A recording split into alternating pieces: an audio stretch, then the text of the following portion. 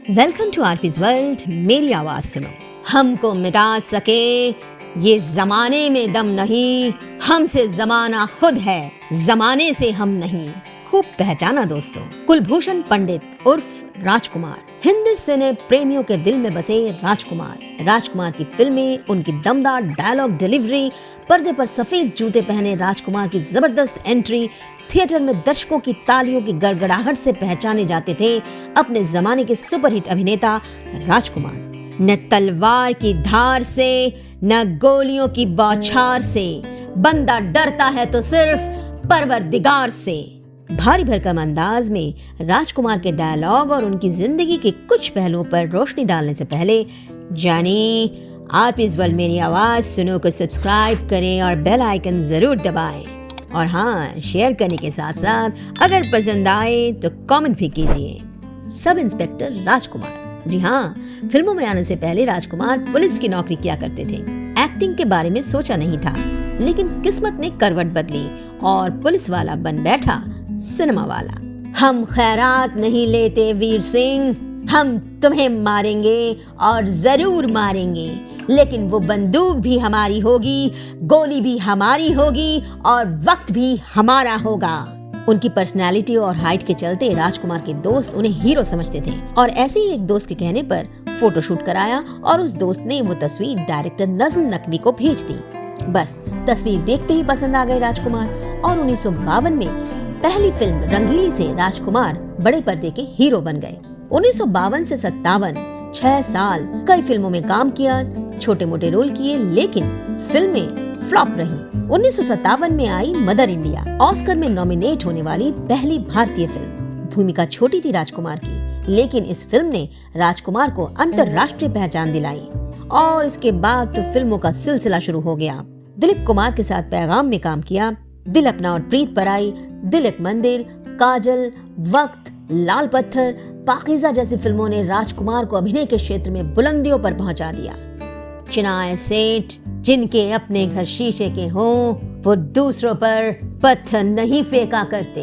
पाकीज़ा का वो romantic dialogue, आपके पाँव देखिए बहुत हसीन हैं, इन्हें जमीन पे मत उतारिएगा, मैले हो जाएंगे। राजकुमार की बेहतरीन अदायगी ने दर्शकों की खूब वाहवाही लूटी। जबरदस्त स्क्रीन प्रेजेंस, फिल्म में राजकुमार की मौजूदगी 4 चांद लगा देती थी। अरे डीके, राणा की मौत इतनी छोटी नहीं जो तुम्हारी मुट्ठी में हो। 50 के दशक में पैगाम में दिलीप कुमार राजकुमार एक साथ काम कर चुके थे, लेकिन 90 के दशक में सुभाष घई इन दोनों को दोबारा साथ लेकर आए।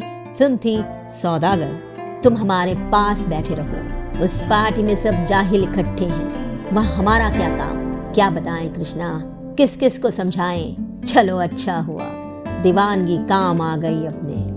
कहते हैं राजकुमार अपनी हर फिल्म के बाद अपनी फीस बढ़ा दिया करते थे। फिल्म हिट हो या फ्लॉप, फीस उनकी बढ़ जाती थी। उनका कहना था, जानी फिल्में फ्लॉप हो सकती हैं, लेकिन हम नहीं। वैसे तो फिल्म इंडस्ट्री में राजकुमार के काफी किस्से मशहूर थे। अपनी बेबाकी अंदाज और अक्कड़पन से कईयों को नाराज भी किया। फिल्म आवारा में राज कपूर राजकुमार को कास्ट करना चाहते थे, लेकिन राजकुमार ने मना कर दिया। इससे राज कपूर काफी नाराज थे। प्रेम चोपड़ा की शादी की पार्टी में राज कपूर और राजकुमार का आमना सामना होता है। पार्टी में राज कपूर ने नशे की हालत में राजकुमार को कह दिया, तुम हत्यारे हो। राजकुमार ने कहा, बेशक मैं हत्यारा हूँ, लेकिन मैं आपके पास काम मांगने नहीं आया था, आप मेरे पास फिल्म का ऑफर लेकर आए थे। दरअसल हुआ यूं कि राजकुमार जब पुलिस की नौकरी कर रहे थे, तब एक दिन किसी पार्टी से वापस लौट रहे थे, तो उनके कार को 4-5 लड़कों ने रोक लिया। इससे राजकुमार को गुस्सा आ गया और उनकी पिटाई कर दी। ऐसा पीटा कि एक लड़के की मौत हो गई। इस मर्डर केस में उनका नाम आया, केस भी चला, सुनवाई भी हुई। बाद में सबूतों के अभाव में वे केस से बरी हो गए। इसी कारण राज कपूर ने उन्हें हत्यारा कहा।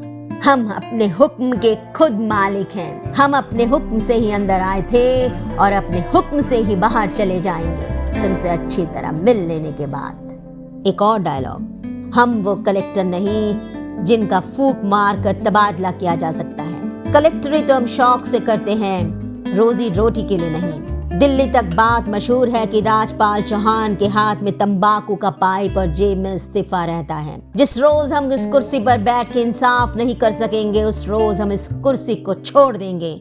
समझ गए चौधरी? तकरीबन 70 फिल्मों में राजकुमार का अभिनय सफर रहा।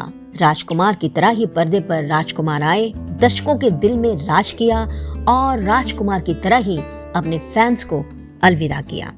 हम तुम्हें ये बताने आए हैं, अगर तुमने तिरंगे के खिलाफ कोई भी कदम उठाया तो हम तुम्हें वो मौत देंगे जो ना तो किसी कानून के किताब में लिखी होगी और ना ही किसी मुजरिम ने सोची होगी। जहां राजकुमार की दमदार आवाज ने उनके दर्शकों का काफी मनोरंजन किया, उसी आवाज ने उनके अंतिम वक्त में साथ छोड़ दिया।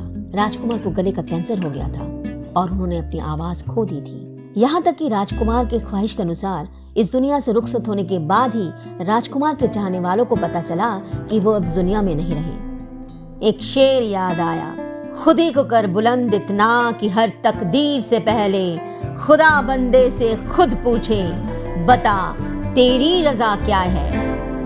बुलंदी को छुआ राजकुमार ने वक्त का सौदागर बन लाल पत्थर का बेताज बादशाह। ऐसा था राज तिलक कि दर्शकों के साथ मरते दम तक रहा प्यार का बंधन। शुक्रिया आप इस वर्ल्ड मेरी आवाज सुनो को सुनने के लिए। और हाँ, भूल न जाना यानी सब्सक्राइब करने के साथ साथ बेल आइकन जरूर दबाना।